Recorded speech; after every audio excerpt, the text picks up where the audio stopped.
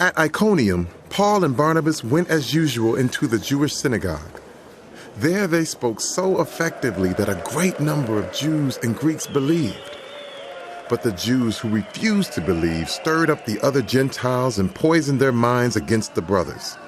So Paul and Barnabas spent considerable time there, speaking boldly for the Lord, who confirmed the message of his grace by enabling them to perform signs and wonders. The people of the city were divided. Some sided with the Jews, others with the apostles.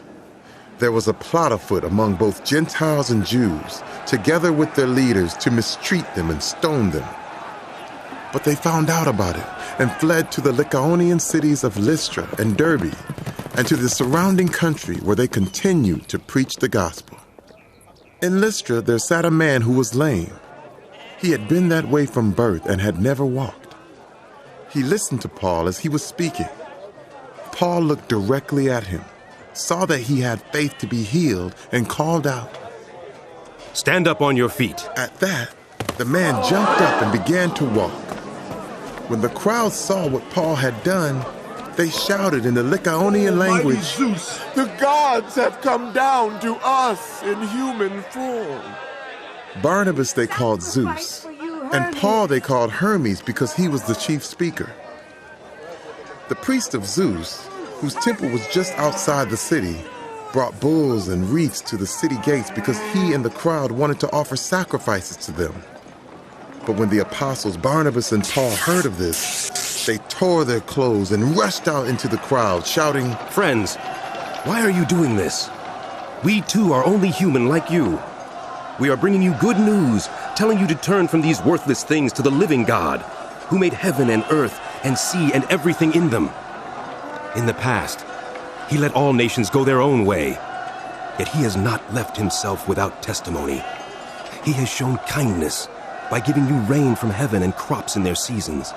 He provides you with plenty of food and fills your hearts with joy." Powerful are you, Hermes. Even with these words, they had difficulty keeping the crowd from sacrificing to them. Then some Jews came from Antioch and Iconium and won the crowd over. They stoned Paul and dragged him outside the city, thinking he was dead. But after the disciples had gathered around him, he got up and went back into the city. The next day, he and Barnabas left for Derbe. They preached the gospel in that city and won a large number of disciples.